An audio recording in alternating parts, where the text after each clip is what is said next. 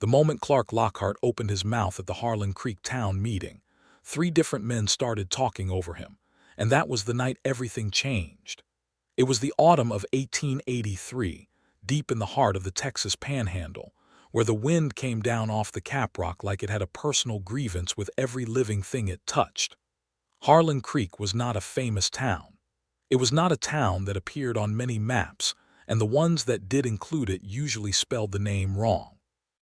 It was a town of maybe 300 souls, give or take the cowboys who drifted in and out with the cattle drives, and it sat between 2 shallow creeks that mostly dried up in July and ran brown and angry in the spring.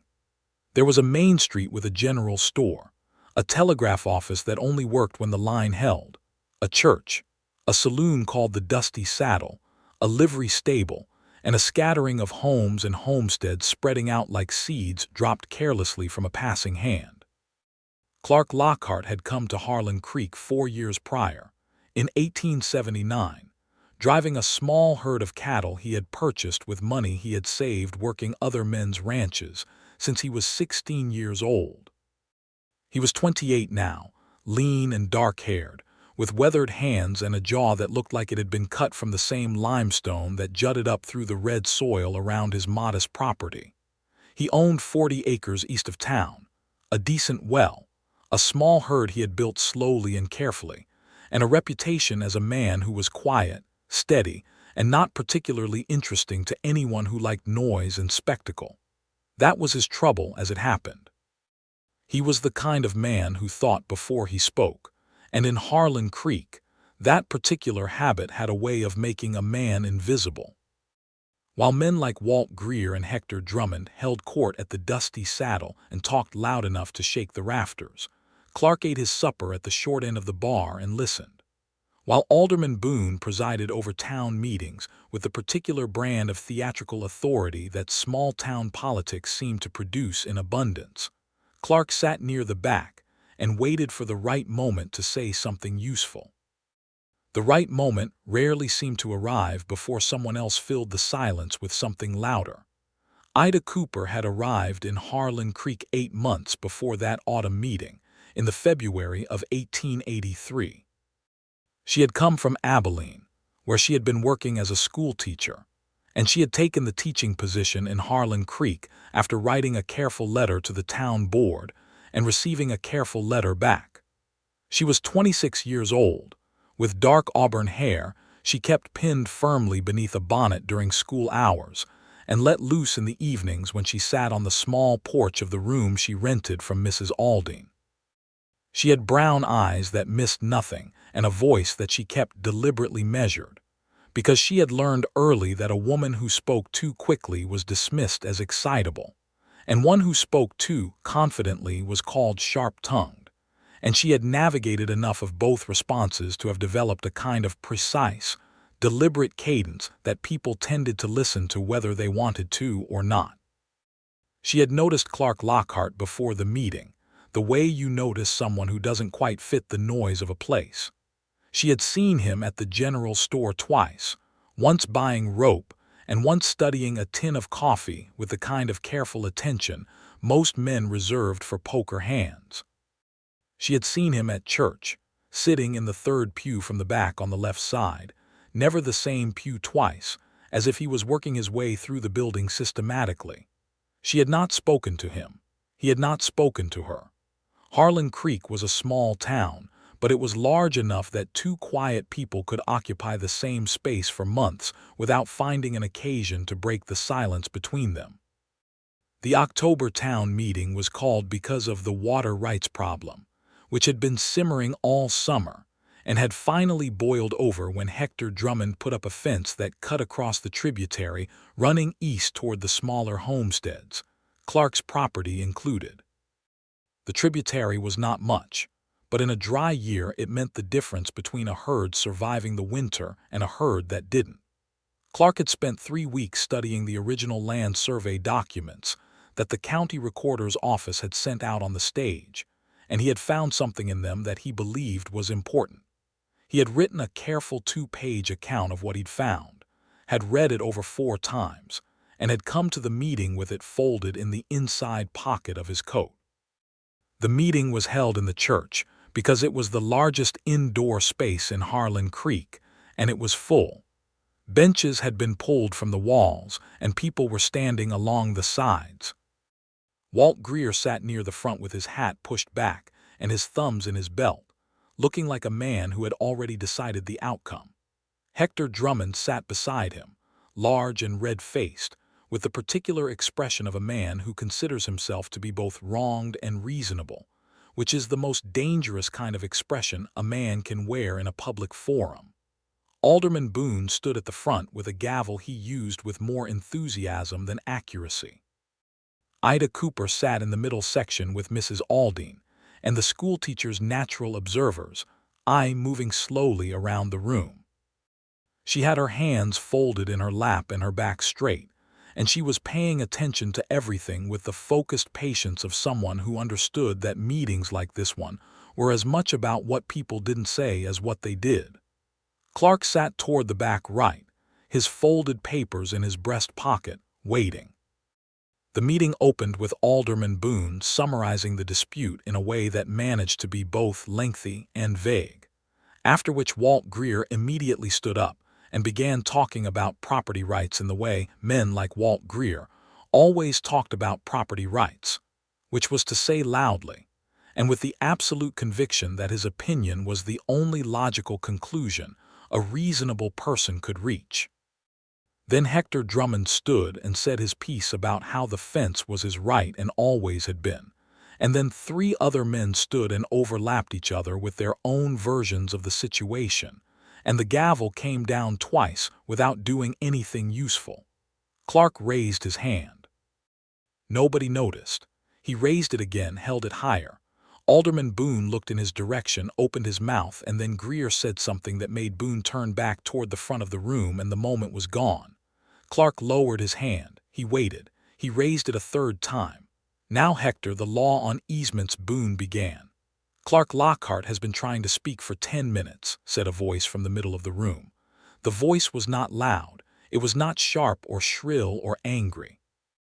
It was simply clear, the way a single bell note is clear in an otherwise noisy room, and it came from Ida Cooper, who had not planned to say it but had watched the 3rd instance of a man being talked past, and found that she had run out of patience with the particular social machinery that kept making it happen. The room went quiet. It was the particular quiet of a space where people have suddenly become aware that something unexpected has occurred and are recalibrating accordingly. Boone blinked. Greer looked over his shoulder. Hector Drummond stopped mid-sentence. "Let him finish," Ida said. She did not say it with anger. She said it with the precise, measured tone of a woman who is stating a simple and observable fact, and somehow that tone was more commanding than any volume would have been. Every head in the room turned toward Clark Lockhart. Clark stood slowly, the way a man stands when he is surprised that standing has suddenly become possible. He reached into his breast pocket and unfolded his papers. His hands were steady. He cleared his throat once. "Thank you," he said, and he looked briefly in Ida Cooper's direction before looking back at his notes. He spoke for 7 minutes. He laid out what he had found in the survey documents, which was that the tributary in question fell within an easement recorded in 1871 that predated Drummond's fence by 12 years, and the deed to Drummond's eastern expansion by 3. He cited the page numbers and the recording dates. He described the implications in plain language without drama or embellishment. He said that he was not claiming anything beyond what the documents showed, and that if the documents were wrong, he would want to know that, but that if they were right, then the fence constituted a violation of an easement that protected the water access of 4 homesteaders east of the tributary. When he finished, there was a long moment of silence. Then Alderman Boone said, "Where exactly did you find those records?" And the meeting continued, but it continued differently than it had been going before, because now there was something real in the room, something specific and grounded, and the general noise of competing opinions had to find a way to organize itself around actual evidence. After the meeting, people filed out into the cool night air smelling of sage and turned earth. Clark folded his papers and put them back in his breast pocket and stood for a moment not quite sure what to do with himself, because he had not planned past the speaking. He had spent so much time getting ready to say the thing that he hadn't thought about what came after. "That was well reasoned," said a voice beside him. He turned. Ida Cooper was standing 2 feet away, her bonnet on, her hands clasped in front of her, looking at him with the direct and slightly appraising expression that he would come to know very well over the following months. "Thank you," he said, and then, because he was Clark Lockhart and not given to letting things lie when he could examine them honestly, he added, "I wouldn't have got to say it if you hadn't spoken up." "You had important information and the room wasn't listening to you," she said. That seemed like a problem worth correcting. "Most people don't bother. Most people assume the right voices will eventually be heard," she said. "Experience has taught me that assumption is unreliable." He looked at her for a moment and she looked back at him, and neither of them said anything for a few seconds, and in that silence something shifted almost imperceptibly, the way the wind shifts before a weather change, a thing you feel more than see. "Clark Lockhart," he said, and extended his hand. "Ida Cooper," she said, and shook it. Her grip was firm and businesslike. His was the same. They stood there on the church steps in the October dark, and neither of them wanted to be the first to walk away, which was information neither of them was quite ready to process yet. "You teach school here," he said. "I do. 14 students ages 6 through 15. That's a wide range." "It keeps things interesting," she said, and there was a dry note in her voice that he recognized immediately, because he used the same note himself when he was understating something considerably. He almost smiled. "I imagine it does, Mrs." Aldine appeared at Ida's elbow then, collecting her toward the road home, and Ida went with her, and Clark stood on the church steps watching them go for a moment before he caught himself doing it and looked at the sky instead, which was enormous and entirely full of stars the way the Texas sky got in October, so big and clear it was almost uncomfortable to look at directly. He walked home thinking about survey documents and water rights and the particular quality of a voice that could make a whole room go quiet. Ida walked home thinking about a man who had prepared carefully for something and been patient enough not to give up when the room kept ignoring him. Neither of them slept particularly well that night, though neither could have said exactly why. The water rights case was resolved 3 weeks later when the county judge, a deliberate man named Holloway who had been brought in from Amarillo, reviewed the survey documents Clark had cited and ruled that the 1871 easement was valid and that Drummond's fence would need to be moved. Drummond argued, and then he argued some more, and then Walt Greer argued on his behalf, and finally Judge Holloway said, with the particular patience of a man who has already made up his mind, that the documents spoke for themselves, and the fence would be moved by December 1st or the sheriff would see to it.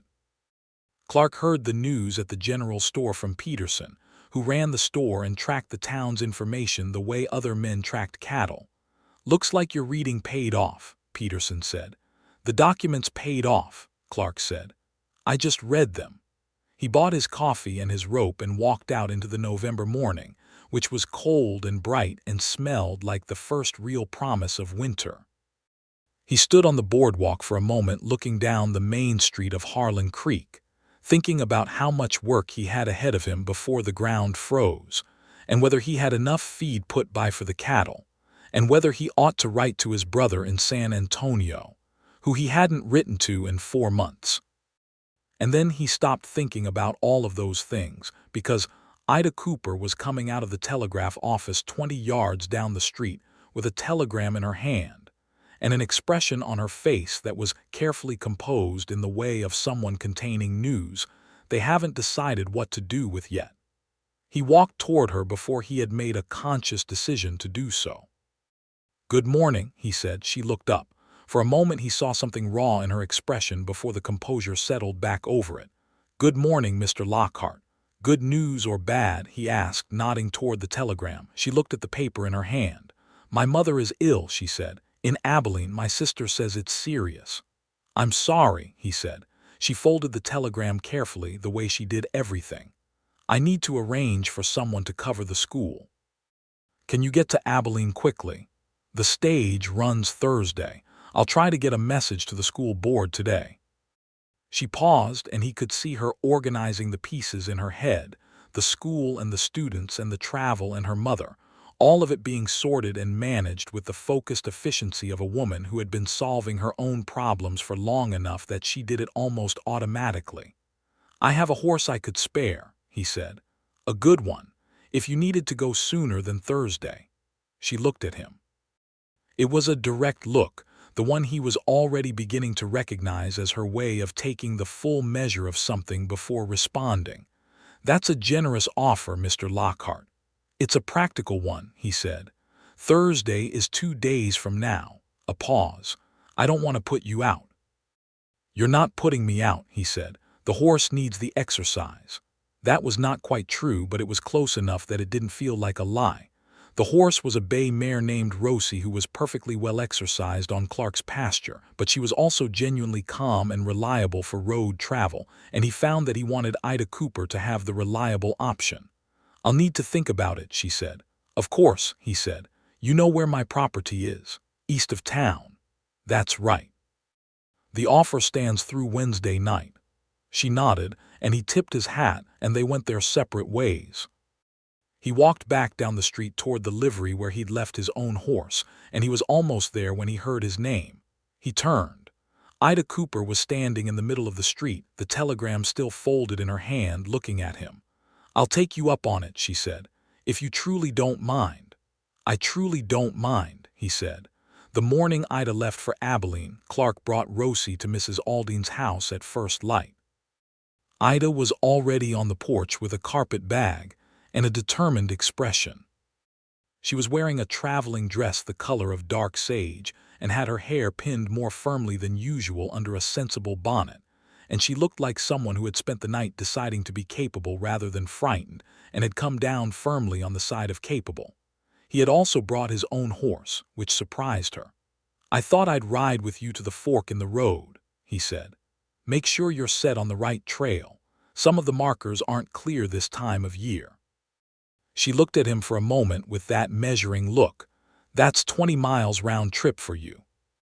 "I don't have anything pressing this morning," he said, which was not entirely true either, but he found that when it came to Ida Cooper, his definition of pressing had started shifting. She accepted this without further argument, and they rode out of Harlan Creek in the early light, when the sky was the color of pewter and the grass was silver with frost, and the air smelled like cold iron and distance.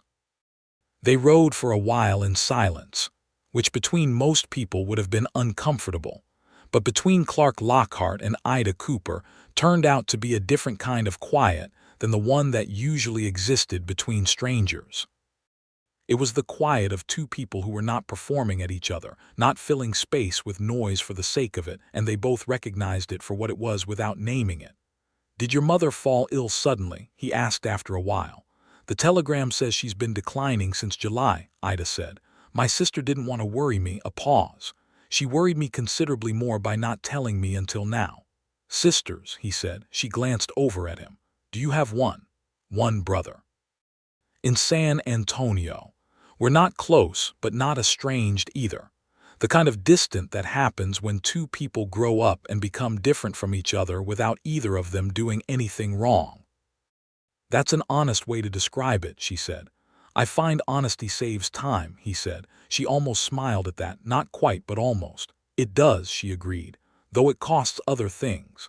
"Such as?" "Popularity," she said, and there was that dry note again, the understated one. "I've found that people prefer comfortable inaccuracies to uncomfortable truths, and a woman who doesn't provide the former is often regarded with some suspicion." "You seem to manage," he said. "I manage," she said. "I'm not sure I'm entirely welcome everywhere I manage." He thought about that. "In my experience," he said slowly, "the places where a person is entirely welcome aren't usually the most interesting places." She did look at him then, a full look, and there was something in it that wasn't quite surprise but was adjacent to it, the look of someone who has found an unexpected thing in a familiar drawer. "No," she said. They're usually not. They rode on. The frost melted off the grass as the sun climbed, and the sky went from pewter to blue. And by the time they reached the fork in the road, the morning had turned into the kind of clear, cold, still November day that the Texas Panhandle produced occasionally like a gift, where the air was so transparent you felt you could see all the way to wherever you were going. Clark pointed out the markers and the landmarks she'd need to follow to stay on the right trail, and she listened carefully and asked one clarifying question about a creek crossing, and he answered it. Then she turned Rosie toward Abilene and looked back at him over her shoulder. "Thank you, Mr. Lockhart," she said, "for the horse and the company. Take care of yourself," he said, and then, because he was trying to be honest and honesty cost things, he added, "And I hope your mother improves." Something moved across her face, a flicker of real feeling underneath the composure. "Thank you," she said. "I hope so too." She rode off down the eastern trail, and he watched her go until the trail bent and the sage closed behind her. And then he turned his horse around and rode back to Harlan Creek, with the particular feeling of a man who has just discovered that something he thought was simple is considerably more complicated than he'd believed. Rosie came back 3 weeks later on the stage, led alongside it by a man Ida had paid to return her. There was a note in the saddle bag addressed to Clark Lockhart in a handwriting that was precise and considered, and not a single word wasted. It read, "Mr. Lockhart, Rosie was steady and reliable, and I am grateful for her. My mother is improved but not recovered. I will return to Harlan Creek by the end of the month if circumstances allow. I hope this note finds you and your cattle well. Ida Cooper." Clark read it twice, then folded it carefully and put it in the top drawer of his desk, which was the same drawer where he kept the survey documents and the letter from his brother in San Antonio. The things he kept because they mattered to him, and he wanted to know where they were. He then went out to check on his cattle with the faint awareness that November in the Texas Panhandle was considerably less unpleasant than it had been 3 weeks prior, which was something he did not examine too closely. Ida came back on the 28th of November, on the Thursday stage, arriving in Harlan Creek in the late afternoon when the light was going golden and long across the main street. She came with her carpet bag and a different expression than the one she'd left with, the particular expression of someone who has been close enough to grief to feel its shape without being consumed by it, and who has come back to regular life a little more aware of what regular life contains. She resumed teaching on Monday. Clark knew this because he rode past the schoolhouse on Monday morning on his way to check the fence line on the north pasture, which took him considerably out of his usual route, but which he had decided was necessary. And he heard through the open window the sound of 14 children reciting their multiplication tables, with the particular combined energy of 14 children who have been without their teacher for 3 weeks and are glad to have her back. He did not stop, but he did slow down considerably. December moved through Harlan Creek with its usual combination of cold and cattle work, and the particular social compression that happened in a small town when the days got short and people needed reasons to be indoors together. The church put on its Christmas pageant, which Clark attended because he attended most community events as a matter of civic habit, and which Ida helped organize because the schoolchildren were involved, and she took her responsibilities seriously. Clark arrived early and found a seat toward the middle of the church, which was a departure from his usual back row position, though he did not acknowledge this departure even to himself. The church was decorated with pine boughs that someone had brought in from further north, and candles had been lit along the window sills, and the whole space smelled of pine and candle wax, and the collective warmth of 300 people compressed into a space meant for about half that. Ida was at the front, organizing the children into their positions, and she was doing it with a combination of authority and humor that he found himself watching with more attention than the nativity scene that was being assembled around her. She redirected a boy who was about to knock over a shepherd's crook, repositioned a girl whose angel wings had gotten tangled with her neighbor's halo, and said something quietly to a child who looked like he was working up to crying that made the child giggle instead. She was good at it, Clark thought. Not just competent, not just professionally capable, but genuinely good in the way that some people are naturally suited to what they do and know how to bring the best out of what they're working with. He became aware that he had been staring when she looked up from the children and directly at him, and he had the brief discomfort of a man who has been caught doing something he didn't fully intend. He nodded. She nodded back, and then her attention was pulled away by a minor crisis involving the baby Jesus doll and the youngest child's unwillingness to set it in the manger and walk away. After the pageant, there was coffee and cake in the social room, which was the enclosed porch off the back of the church, and people crowded in with the particular enthusiasm of a community that doesn't get many occasions for celebration. Clark collected a cup of coffee and stood near the door, which was his usual position at social events, available without being committed. Ida found him there about 10 minutes in. She was carrying her own coffee and had a slight air of someone who has successfully managed a complex operation and is allowing herself a moment of peace before the next one. "The children did well," he said. "They worked hard," she said. "Though I will tell you, convincing 8-year-old Thomas Beale that a shepherd carries his crook and does not use it to poke his fellow shepherds required more negotiation than the actual script. Did it work?" "He only poked Samuel Greer once, and I think Samuel had it coming, honestly, though I can't say that officially in my professional capacity." Clark laughed. It was a real laugh, the unguarded kind, and it came out somewhat to his own surprise. He didn't laugh like that very often, because he didn't often say things he found genuinely amusing, but Ida Cooper apparently was going to be an exception to a number of his usual patterns. She looked at him when he laughed, and there was something warm in her expression that hadn't been there before, or perhaps it had been there and he hadn't been close enough to see it. "How is your mother?" he asked because he had been thinking about it and he wanted to know. "Improved," she said. "Not fully recovered, but stable. My sister sends me news every 2 weeks by telegraph. She had a chest ailment that weakened her considerably, but the doctor is cautiously optimistic." She paused. "I'm grateful she's still there to be cautiously optimistic about." "Of course," he said. A comfortable quiet settled between them. Around them, the room was full of noise and movement, and people helping themselves to cake and children, running in small dangerous circles, and men talking about the coming year's cattle prices. But inside the small radius of their conversation, everything was still and clear. "I wanted to thank you properly," she said. "For the horse, I wrote a note, but a note is a note." "The note was sufficient," he said. "Perhaps," she said, "but I was grateful beyond what a note can contain. She's a good horse. I felt safe on the road with her." "That was the intention," he said. She looked at him over her coffee cup.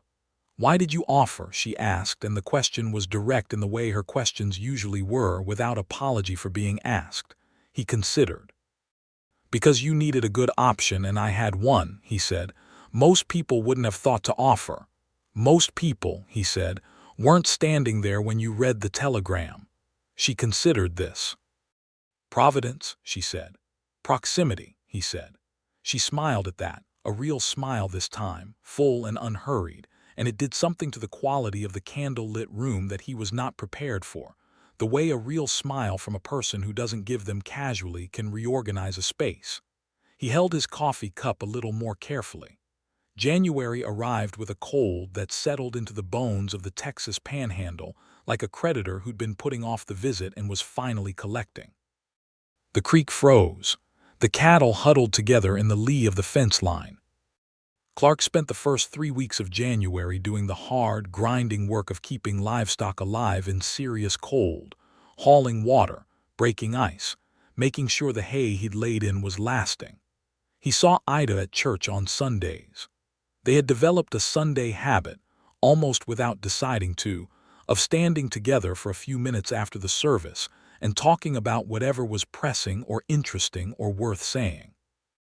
It was not a courtship, not formally, Not in the way of calling cards in front parlors and the Victorian codes of conduct that were somewhat diluted out here but still present. It was two people finding each other's company agreeable and returning to it the way you return to a good chair, because it supports you correctly. He learned that she had come to Harlan Creek because she had needed to be somewhere other than Abilene, where the man she had been engaged to had broken the engagement 8 months before her arrival, and the social aftermath had been wearing. She told him this matter-of-factly in late January, standing outside the church with their breath visible in the cold air, not asking for sympathy but providing context in the way she provided most things, accurately and without ornament. What happened? He asked because she was the kind of person you could ask directly. He decided that a woman who corrected his grammar and argued with his opinions was more interesting to court than to marry, she said. He found someone more agreeable. His loss, Clark said. I've come to think so, she said, and there was only the smallest trace of old pain under the dry tone, not enough to make it a wound, just enough to make it human. He told her because fairness seemed to require it that he had come close to marrying once himself, 4 years before coming to Harlan Creek, a woman in Lubbock named Catherine who had waited 6 months while he saved money to buy the herd and then decided she didn't want to wait for a man whose ambitions kept him 3 years behind where she needed to be. Were you heartbroken? Ida asked. He thought about it honestly. I was disappointed, he said, and then I was clear. Which I think means I wasn't as heartbroken as I should have been, and that tells me something. What does it tell you? That I was more in love with the idea of settling than I was with her specifically, he said. Which isn't a kind thing to realize, but it's an accurate one. She looked at him for a moment. You're quite honest about yourself, she said. I find it saves time, he said again, and she recognized the echo of their first conversation and smiled, and he felt the warmth of that smile doing its specific work on the cold January morning. February brought 2 things. The first was a thaw that turned the main street of Harlan Creek into a river of mud for 2 weeks and made everyone short-tempered. The second was Walt Greer. Greer had not forgiven Clark for the water rights business. He had swallowed the judge's ruling with the public grace of a man who knew when he was beaten, but he had not forgotten, and Greer was the kind of man who kept careful accounts of slights and setbacks and waited for the column to balance. What made Greer dangerous, as Clark had understood for years, was not temper but patience. Greer was patient in the way of someone who has learned that the slow approach gets more done than the fast one. In February, Greer went to the school board. He went specifically to Alderman Boone, who sat on the school board, and he raised what he called concerns about the new schoolteacher's influence on the children of Harlan Creek. The concerns were vague but pointed. She encouraged independent thinking, he said. She had some children reading material that was above their station. She spent too much time on subjects like history and not enough on practical skills. She was, he implied without quite saying so, too progressive in her methods for a community like Harlan Creek. Clark heard about this from Peterson at the general store, the way Clark heard most things, and he was still hearing it when he came around the corner of the dry goods shelf and nearly walked into Ida Cooper, who was standing at the counter with a list in her hand and an expression that told him she had also heard it. I'm sorry, he said immediately. You don't need to apologize, she said, her voice steady. You didn't do anything. No, but Greer did this because of me, because of the water rights. He did it because I interrupted him at a meeting, she said, or because he doesn't like the way I teach, or because he disapproves of women with opinions. Any of those things would be sufficient for a man like Greer. She paused. Though I'll admit the water rights probably didn't help. What will you do? I'll present my teaching record to the school board, she said, which is solid, and I'll answer his concerns directly. I've been teaching for 6 years. I know what I do and why I do it, and I can defend it. Do you want me there? He said. When you present to the board, she looked at him. That would only make it worse, she said. If you're there, it becomes about the water rights dispute, and I need it to stay about my teaching. She was right, and he knew she was right, and he also knew that sitting away while she handled it alone was going to be one of the harder things he did that month. "All right," he said, "but tell me how it goes." She did. She came to find him at the livery the following Thursday afternoon, where he was helping the liveryman, an older man named Harps, reshoe a horse that had thrown 2 nails on the hard-packed winter road. She stood outside the stable door and said, "I kept my position." He looked up from the horse. "Good," he said. "Boone was fair," she said. He asked Greer to present his specific concerns and then asked me to respond to them, and I did, and when it was over, Boone said the school board was satisfied with my performance and that would be the end of it. Greer won't see it as the end of it. "No," she said. "He won't, but that's Greer's problem, not mine." She paused. "I'm not going to make myself smaller because Walt Greer finds me inconvenient. I did that once in Abilene and I'm done with it." She said it simply, without heat, in the tone of someone stating a settled conviction, and Clark Lockhart stood in the livery doorway with a horseshoe nail in his hand and felt something that was larger and more certain than anything he'd felt in a long time. "No," he said. "Don't do that." She looked at him, and the look held a moment longer than the practical exchange required. "I need to get back to my students," she said. "Yes," he said. "Of course." She walked back down the muddy street toward the schoolhouse, and Harps, who was not a man given to commenting on other people's affairs, cleared his throat and held out his hand for the nail. Clark gave him the nail and went back to work and did not think about Ida Cooper for the remainder of the afternoon, which was absolutely not true. March brought the mud drying out and the grass coming back, and the particular renewal of a place that has endured something difficult. Clark's cattle had come through the winter better than he'd feared, and he was cautiously optimistic about the year, which for a cattle rancher in the Texas Panhandle in 1884 was about as good as it got. He had been working up to asking Ida Cooper if she would like to take a ride with him on a Sunday afternoon when she solved the problem by asking him first. She came to him after church on the second Sunday of March and said, "I would like to see your property if you're willing to show me. I've heard you've done considerable work out there." He blinked. "From who?" "Peterson," she said. "He mentioned it. He's mentioned a number of things about you, actually. I think he considers himself your informal advocate." Clark filed away a word for Peterson at his next opportunity. "It's nothing remarkable," he said, "but you're welcome to see it if you like." "This afternoon," she said. "This afternoon," he said. They rode out together in the March sunshine, which was thin and bright and smelled of returning things. His property was 40 acres of short grass range with the tributary running along the south edge of it, visible now because the fence issue had been resolved and the water ran clear and undiverted. He had a modest house, 2 rooms plus the sleeping loft, built of good lumber he'd freighted in from Amarillo, and a solid barn and a well that had never failed him. He showed her around with the brief, matter-of-fact pride of a man who has built something carefully and knows its quality without needing to advertise it. She looked at everything with genuine attention, asked sensible questions about the cattle and the water and the land, and stood for a while by the tributary in the afternoon light with her hands clasped and her face tilted slightly upward, looking at the country the way he looked at it sometimes, as if she was taking a full measurement of it. "It's good land," she said. "It's enough," he said. "Not more than I can work and not less than I need." "That's a fine balance to achieve," she said. "It took a while," he said. He made coffee on the stove and she sat at his table, which was a good solid table he'd built himself from a plan in a woodworking almanac. And they drank coffee and talked for an hour and a half about everything and nothing, about her students and his cattle and the history of the county, and a book she was reading that she recommended to him, and whether the summer would be wet or dry, and what Peterson had actually said about him at the general store. Which turned out to be that Clark Lockhart was the most reliable man in the county and also the most underestimated, which Clark found both flattering and slightly embarrassing. "Is he wrong?" she asked. "About which part?" "Either part."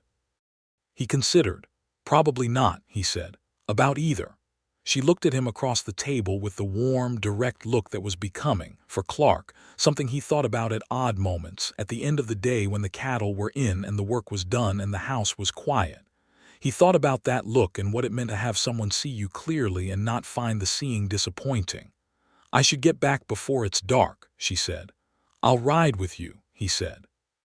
They rode back to town in the long March evening light, side by side, comfortable with each other's silence, and at the edge of town where the main street began, they stopped their horses without planning to, the way you stop when you've arrived somewhere but aren't quite ready to be there yet.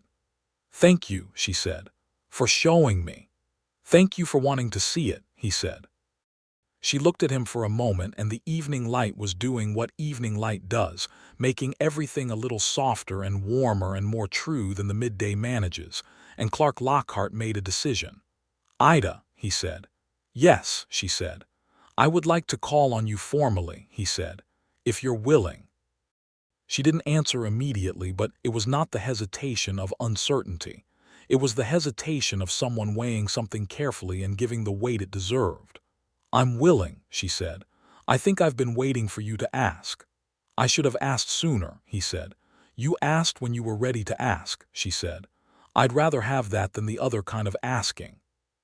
He rode home that night thinking that he had not been wrong about Ida Cooper from the very beginning, and that the very beginning had been a room going quiet and a voice saying, "Let him finish," and that the chain of events that connected that moment to this one was something he would probably think about for the rest of his life. April and May were the courtship months, and they were good months, the slow, deliberate coming together of two people who had both learned from experience that clarity was more durable than impulse, and that a thing built carefully lasts longer than a thing built fast. Clark called on Ida at Mrs. Aldine's house on Sunday and Wednesday evenings. They sat on the porch when the weather allowed, at the parlor table when it didn't, and they talked.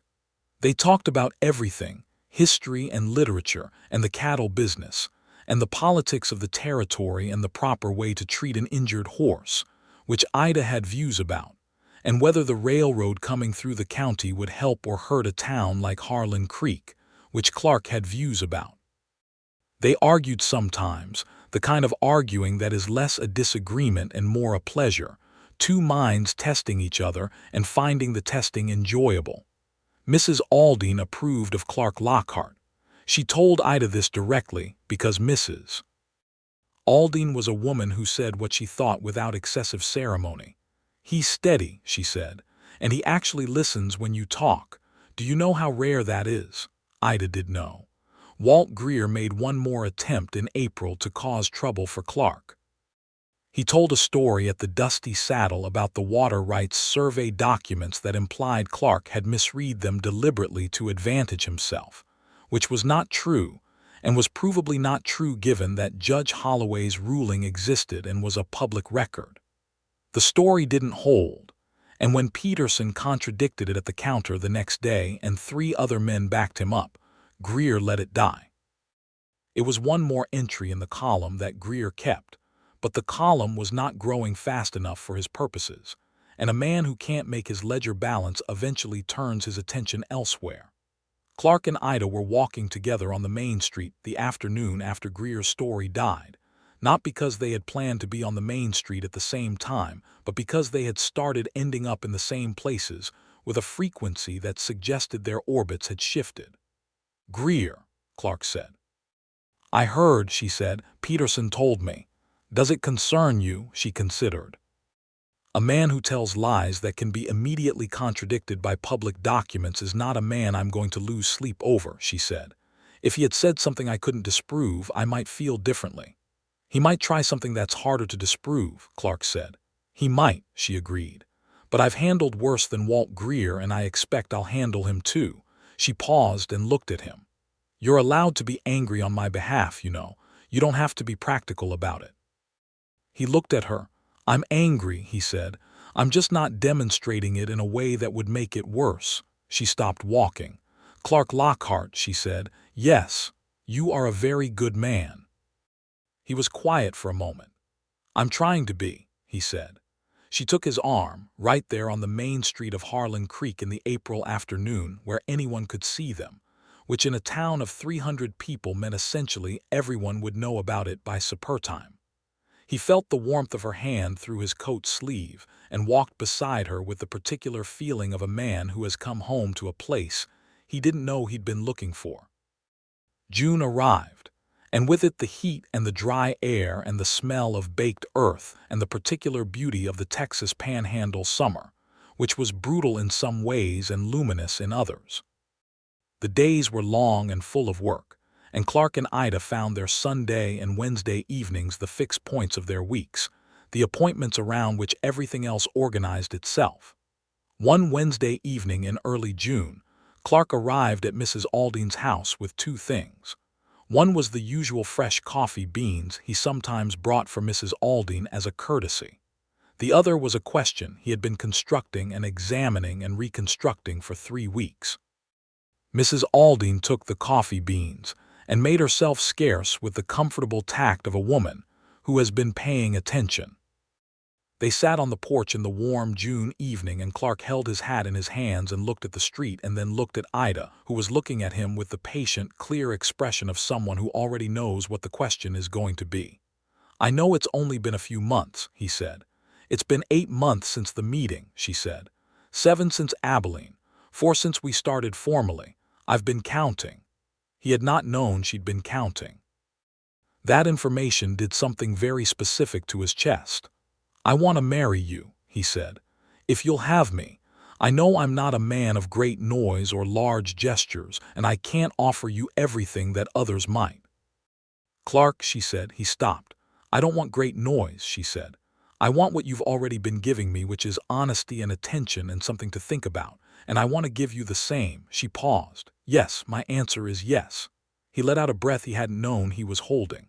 She reached over and put her hand on top of his where he was still holding his hat, and her hand was warm and solid and real. "Also," she said, "I want you to know that I love you. Not as a thing I should say now that you've asked. As a thing that's true and that I've known for a while and thought you deserved to hear said directly." "I love you," he said, and it came out as easy as breathing, because it was as true as breathing and had been for months. They sat on the porch in the June evening for a long time after that, talking about practical things, the when and how of it, the banns to be posted at the church, the question of where they would live, his property. They agreed, with some additions to the house. What Ida's mother would think, she would be pleased, Ida said, because she had been asking in her letters when Ida was going to do something sensible, and all the ordinary architecture of a future that had decided to become real.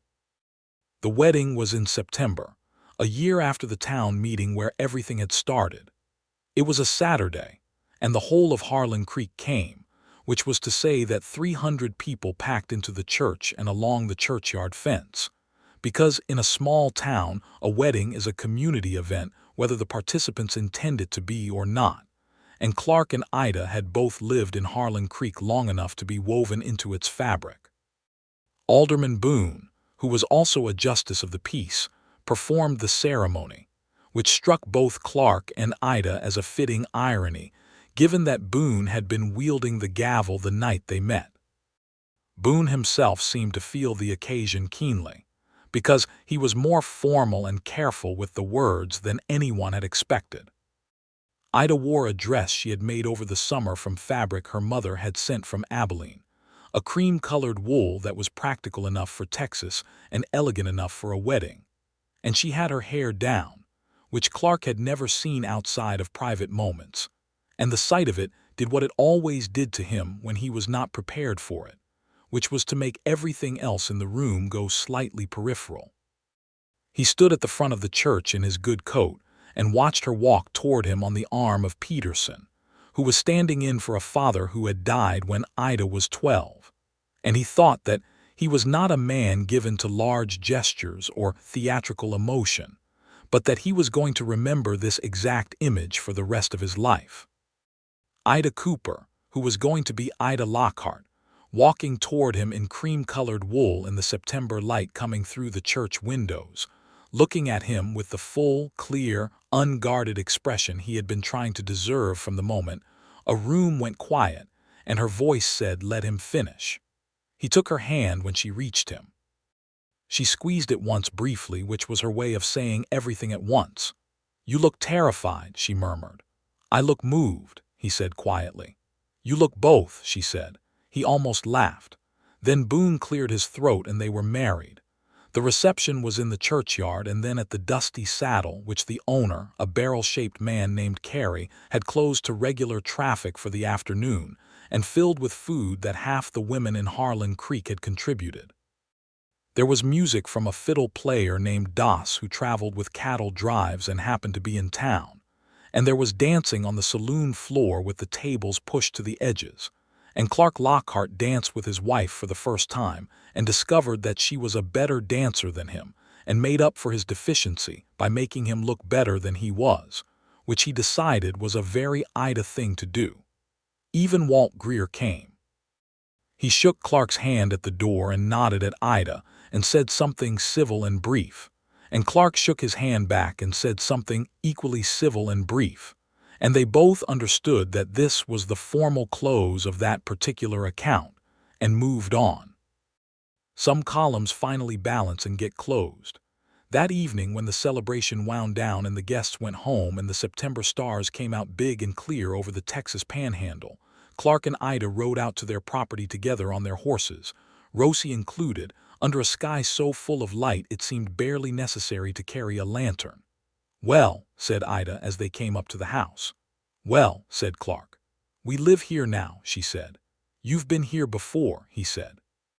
"That was visiting," she said. "This is different."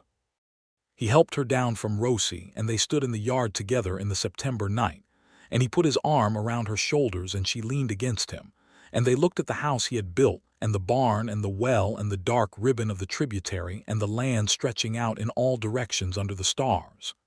"It's enough," she said, echoing the thing he'd said months ago when she'd first come to see it. "More than enough," he said. She tilted her head back to look at the sky. "I want to plant a kitchen garden next spring," she said, "on the south side of the house. And I want to order some books for the school that the current supply budget won't cover, which means I need to write to the county education board and make a compelling argument, and I want your help with it because you write good arguments." "Of course," he said. "And I want chickens," she said. "I've always wanted chickens and never had a proper place for them." "Chickens," he said. "Is that a problem?"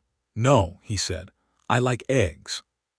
She laughed, the warm, unguarded laugh that he had been, he realized, working to produce since December, and he pulled her a little closer, and she let herself be pulled. The first winter of their marriage was hard in some ways and good in most. Hard in the way that all first winters of marriages are, the accommodation of two people learning to share a space and a daily rhythm and a set of habits that have always been private. Good in the way that two people who are genuinely suited to each other will inevitably find a working harmony if they are patient and honest about what they need. Ida kept teaching. There had been some initial noise from Greer's corner of the social landscape about whether a married woman ought to continue in the position, but Boone had looked into the question and found no regulation requiring her to leave, and the school board voted to keep her, which was the right decision, and everyone except Greer's corner knew it.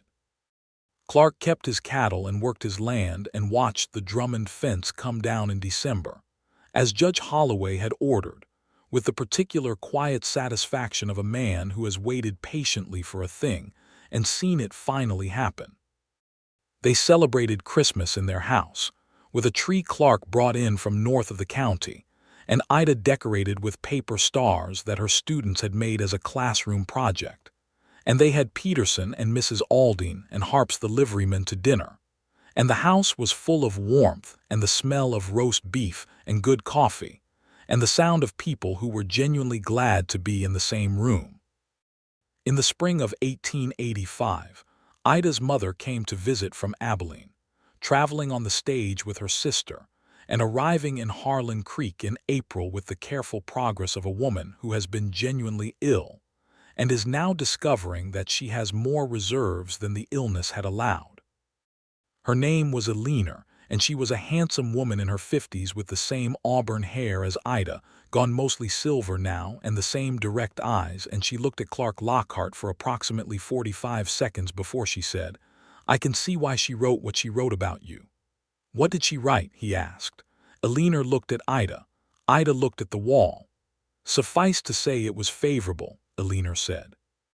Eleanor stayed for 3 weeks and was good company, and she and Clark found a comfortable language between them built on practicality and dry observation, and on her last evening she sat on the porch with Clark while Ida finished the dishes, and she said, "She was unhappy for a long time after Abilene. She didn't show it because she doesn't, but a mother knows." "I know," he said. "She's not unhappy now," Eleanor said. "No," he said, "she's not." "Good," Eleanor said. "See to it she stays that way." "I intend to," he said. Eleanor nodded, satisfied, and they watched the April evening come down over the Texas land, and that was as much as either of them needed to say. In the July of 1885, Ida told Clark she was expecting. She told him on the porch in the evening, matter-of-factly, in the tone she used for important information, which was to say clearly and without unnecessary ceremony, and he sat very still for a moment. And then he stood up and she stood up, and he held her in the way of a man who is feeling too many things to express any of them singly, and has to let them be contained in the holding. "Are you all right?" she asked against his shoulder. "I'm very well," he said. "Are you?" "Yes," she said, "I'm quite well." "Good," he said. He held her for another moment. "Good." Their son was born in February of 1886. In the middle of a winter that was cold enough to make the birth somewhat complicated but not so cold as to make it anything worse. And Dr. Feister, who served Harlan Creek and 6 surrounding communities from a circuit that he ran on a reliable gray horse, arrived in time and managed everything with the calm competence of a man who had done this a great many times. The boy was born on a Thursday morning, red-faced and vocal and entirely healthy, and Clark, who had been instructed to wait in the other room and had done so with white-knuckled patience, was let in when it was over and stood in the doorway of their bedroom looking at his wife holding their son, and experienced something so large and clear that there were no words available for it in any language he had ever studied. "He looks angry," Clark said. "He just arrived somewhere new," Ida said. "Give him time. What shall we call him?" "I've been thinking," she said. "Thomas, after my father. Thomas Lockhart," he said. He walked to the bedside and she held out the bundle to him, and he took it with the careful, deliberate hands of a man who is treating something irreplaceable, which is to say very carefully indeed, and the baby stopped crying and looked at him with the unfocused but somehow accusatory gaze of a new person encountering the world. "Hello, Thomas," Clark said. Thomas Lockhart made a sound that was not quite a word, but was not nothing either, and Clark held him and stood beside Ida's bed in the February morning light, and felt that the measure of a life is not always found in its largest moments, but sometimes in these ones, quiet and particular and absolutely full. Ida recovered well and returned to teaching in April, arranging for Mrs. Aldine to care for Thomas during school hours, which Mrs. Aldine undertook with the enthusiasm of a woman who had been waiting for something to need her in exactly this way. The arrangement suited everyone and lasted through the spring and into the summer, and Thomas Lockhart grew rapidly, and with the focused intensity of a person who has decided to make up for lost time. Harlan Creek itself changed, too, over the years following. The railroad came through in 1887, not directly through the town but close enough to matter, running a spur line that connected Harlan Creek to the wider network and changed the pace of everything. More people came. A second saloon opened. A doctor's office was established permanently rather than on circuit. The school expanded, and Ida found herself with 23 students instead of 14, and argued successfully with the school board for an assistant teacher, a young woman from Lubbock named Miss Hart who turned out to be exactly what she needed. The water rights case from that long-ago meeting remained settled. Drummond had not renewed his challenges. Greer had eventually left Harlan Creek, relocating to somewhere further west where his particular combination of ambition and grievance had presumably found a more receptive audience. The town was quieter without him, and the quiet was a kind people could breathe in. In 1888, their second child was born, a daughter they named Alina after Ida's mother, who had died peacefully in Abilene the previous winter with her affairs in order and her family around her. Alina Lockhart arrived in the world in October with considerably less drama than Thomas had, and immediately set about being the opposite of her brother in temperament, which was to say she was calm and observant where he was loud and active, watching everything with those auburn eyes that were purely her mother's. Clark built an addition to the house that summer, a proper kitchen and a larger sleeping area for the children, with good lumber and solid joinery, and the care he put into everything he built. Ida planted roses along the south side of the house, practical roses, a variety that could survive the Texas summers, and they bloomed every June in a way that made the house visible from the road as the house with the roses, which was how people started referring to it when giving directions. Thomas was 4 and Alina was 2 when Clark and Ida sat on the porch one evening in the October of 1888 and looked at what they had made. The house with its addition and its roses dormant now against the coming cold, the barn solid against the evening sky, the cattle grazing in the last of the day's light, the well that had never failed, the tributary that ran clear along the south edge of their property.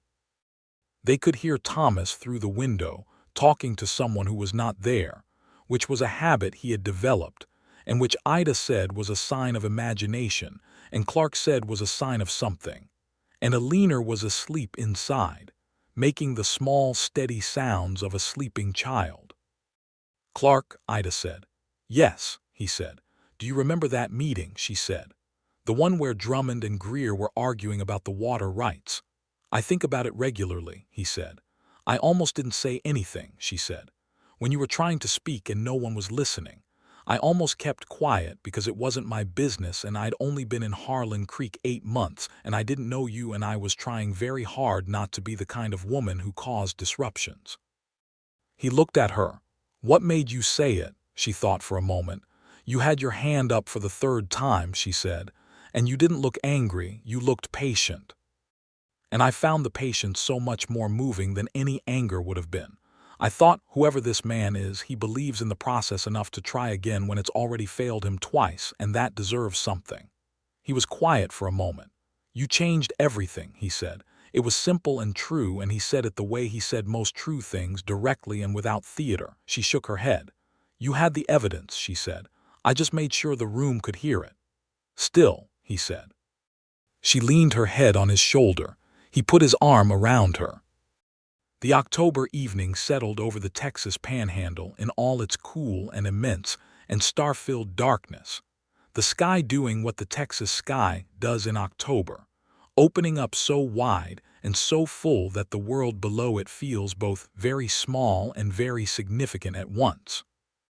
They sat together in the dark for a long time, not because they had anything pressing to discuss, but because they had learned over the years since a church room went quiet and everything shifted, that sitting together in the dark was its own kind of language and they spoke it fluently. Inside, Thomas's one-sided conversation had gone quiet. Alina breathed her sleeping breath. The cattle were in. The well was full. The roses were done for the year and would come back in June, because they always did. Clark pressed a kiss to the top of Ida's head, and she turned slightly and pressed one to his jaw, and they stayed that way as the night deepened around them. 2 quiet people who had found each other in a noisy room and built something patient and strong, and entirely their own out of survey documents and a borrowed horse, and a voice that said, "Let him finish."